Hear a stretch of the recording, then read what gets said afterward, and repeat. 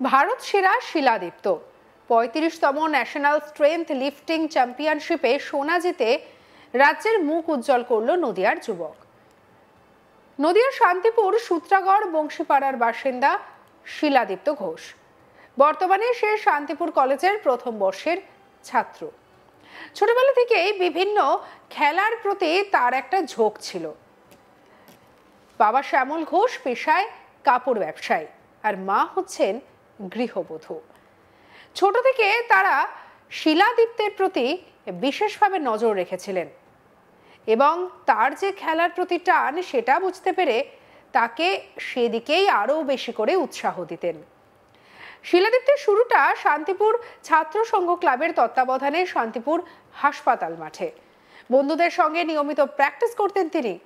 তবে 7 বছর আগে থেকে কাঁচরাপাড়ায় এক শিক্ষকের সমন্বয়ে শর্ট পাটের প্রশিক্ষণ শুরু করেন শিলাদীপ্ত এবং তার পরামর্শ অনুযায়ী পরবর্তীকালে স্ট্রেংথ লিফটিং এর যাত্রা শুরু করেন। পড়াশোনার ফাঁকে সপ্তাহে 3 দিন নদিয়ার শান্তিপুর থেকে কাঁচরাপাড়া ছুটে যেতেন। প্রতিনিয়ত চলতো প্র্যাকটিস। নিয়মিত প্র্যাকটিসের পাশাপাশি ছোট থেকে বড় বিভিন্ন জেলার প্রতিযোগিতায় একাধিক পুরস্কার পেয়েছেন শিলাদীপ্ত।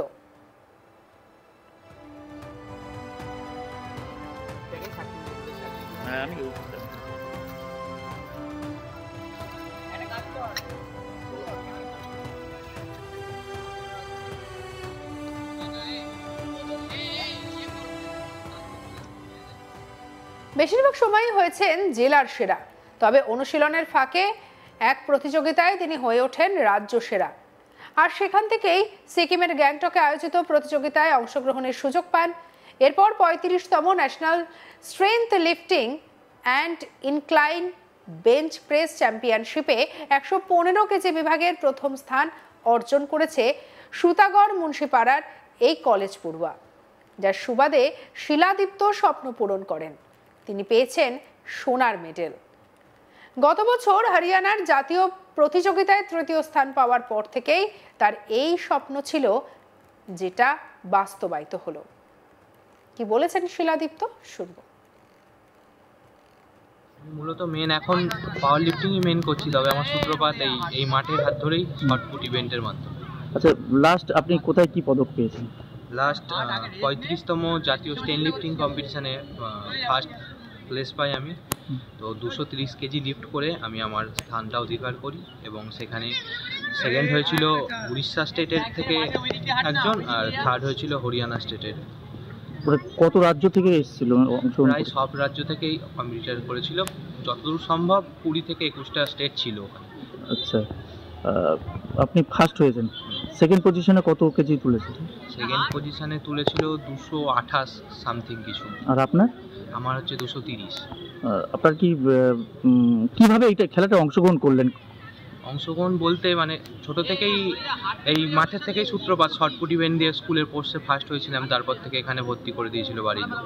আস্তে আস্তে এগুলো করতে করতে ওয়েট লিফটিংয়ে ঢোকা, আস্তে আস্তে পাওয়ার লিফটিংও শুরু করা, করতে করতে রাজ্য স্তরে প্রথমে ফার্স্ট হই, তারপরে ওই জাতীয় স্তরে গিয়ে কম্পিটিশন করি। যে লাস্ট কম্পিটিশনে আপনি সোনার পদকটা পেলেন, সেখানে কিভাবে অংশগ্রহণ করলেন? সেই খেলাটা কিভাবে যোগাযোগ হলো? যোগাযোগ বলতে সেটার আগে রাজ্য স্তরের কম্পিটিশন হয়েছিল আমাদের হালি শহরে, বা জাতীয় স্তরে সিলেকশন হয়েছিল। ওই রাজ্য স্তরের কম্পিটিশনের সাথেই সিলেকশন একসাথেই হয়, ফার্স্ট সেকেন্ডকে আর কি সিলেকশন দেয়। তো ওখান থেকে আমি ফার্স্ট হই এবং সিলেকশন পাই জাতীয় স্তরে খেলার জন্য। তো ওখান থেকে আমি জাতীয় স্তরে অংশগ্রহণ। পশ্চিমবঙ্গ হয়ে আপনি গিয়েছিলেন? হ্যাঁ, পশ্চিমবঙ্গের আমি গেছিলাম 115 কেজি বিভাগে, আর একজন গেছিল 52 কেজি বিভাগে গেছিল হচ্ছে তোমার কাটোয়ার গেছিল শৈবাল নাগ বলে একজন। আচ্ছা, কতদিন ধরে প্র্যাকটিস করছো? প্র্যাকটিস তাও প্রায় 7-8 বছর তো হয়ে গেল। আগে পড়াশোনা এখন কলেজ ফার্স্ট ইয়ার করি, আগের বছর এইচএস দিলাম। আগে কোথায় পড়তে বলেছো? Sutragarh MN high school. আপনার বিভাগে আপনি তাহলে ভারত সেরা, এটা বলা যেতে পারে? বলা যেতে পারে। মানে আপনার বিভাগে প্রথম হয়েছেন গোটা দেশের যে রাজ্য থেকে এসেছে সবাই? সব রাজ্যের ভেতর আমাদের ওয়েস্ট বেঙ্গলকে আমি ওয়েস্ট বেঙ্গলের হয়ে আমি খেলি এবং প্রথম স্থানীয় অর্জন। মানে ওয়েস্ট বেঙ্গল প্রথম হয়েছে? না, জাতীয় স্তরে। হ্যাঁ, ওয়েস্ট বেঙ্গল প্রথম হয়েছে। আমার দ্বারা ওয়েস্ট বেঙ্গল প্রথম হয়েছে। এর পরবর্তী ওয়ার্ল্ড আছে কিরগিজস্তানে। এবার সেটা সিলেকশনও ডাকবে ফেডারেশনের তরফ থেকে, সেটা সেখানে সিলেকশন পেলে তবে আমি ওয়ার্ল্ড খেলতে পারবো। আগামী লক্ষ্য কি রয়েছে? আগামী তো ওয়ার্ল্ডই লক্ষ্য, যে ওয়ার্ল্ডেও ভারতের নাম উজ্জ্বল করে। স্থানীয় ক্লাবের সিনিয়র সদস্য গৌরব চ্যাটার্জি বলেন, আমরাও তার এই সাফল্যে গর্বিত, যেটা রাজ্য সহ শান্তিপুরের নাম উজ্জ্বল করেছে শিলাদীপ্ত। আমরা চাই আরো সাফল্য অর্জন করুক। আমরা শুধু ক্লাব নয়, গোটা শান্তিপুরবাসী তার পাশে রয়েছে। পাশাপাশি তিনি সরকারের কাছে অনুরোধ করেছেন যাতে এই খেলাধুলার মাধ্যমে আর্থিক সাহায্য কিংবা কোনো কর্মসংস্থানের ব্যবস্থা করা হয়, তাহলে আগামী দিনে নতুন প্রজন্মের ছেলেরা মাঠমুখী হবে। কি বলছেন গৌরব চ্যাটার্জি, শুনবো। শিলাদিত্যকে চিনি বছর দুয়েক আগে থেকে, ও আমাদের মাঠে প্র্যাকটিসে আসে। প্রথমে ও এসেছিলো এখানে থ্রোয়িং প্র্যাকটিস করছিল, শর্টপুট ডিসকাস। তারপরে ও বছর দুয়েক আগে আমাদের মাঠ থেকে ডিস্ট্রিক্ট করেছে এবং বেঙ্গলও করেছে। তো ও আমায় জিজ্ঞেস করছিল যে দাদা বাইরে কোথাও প্র্যাকটিসের ব্যাপার আছে কিনা। তো কাঁচরাপাড়ায় ওকে প্র্যাকটিসে পাঠিয়েছিলাম পবিত্র স্যারের কাছে। তো সেখানে ও প্র্যাকটিসে যায়, শর্টপুট থ্রোয়ের প্র্যাকটিস করে এবং ডিস্ট্রিক্টে শর্টপাটে হচ্ছে যে রেকর্ডটা আছে সেটা টাচ করে। ব্রেক করতে পারিনি 1 সেন্টিমিটারের জন্য, কিন্তু টাচ করেছে। তো ডিস্ট্রিক্টে ওর নাম আছে। তার সাথে সাথে ও পাওয়ার লিফটিংয়ের জন্য ওখানে চেষ্টা করে, কাঁচরাপাড়া থেকে চেষ্টা করে। তো বর্তমানে গত বছর হরিয়ানাতে পাওয়ার লিফটিংয়ের হয়েছিল, সেখানে ও 2য় স্থানে অধিকার করেছিল এবং এবছর রিসেন্ট কিছুদিন আগে একটা পাওয়ার লিফটিং হয়েছে, সেখানে ও 1ম স্থান অধিকার করেছে। প্রথম স্থান কি সারা ভারতবর্ষে? হ্যাঁ, 1ম স্থান ভারতবর্ষের মধ্যে 1ম স্থান অধিকার করেছে। আশা রাখি ও আরও যাতে বড় জায়গায় যেতে পারে, ও দেশের হয়ে যাতে খেলতে পারে বা মেডেল আনতে পারে। আচ্ছা, ও একটা দাবি জানাচ্ছিল যে সরকার যদি কিছু একটা সাহায্য করে তাহলে খেলার একটু সুবিধা হয়। হ্যাঁ, সেটা অবশ্যই প্রত্যেকটা খেলোয়াড়েরই দরকার আছে সরকারের থেকে কিছু সাহায্য। বিশেষ করে এখন আমাদের মাঠ থেকে অনেকেই ন্যাশনাল করেছে বা করেছে, তারা এখনও কাজবাজ পায়নি, পেয়ে উঠতে পারেনি।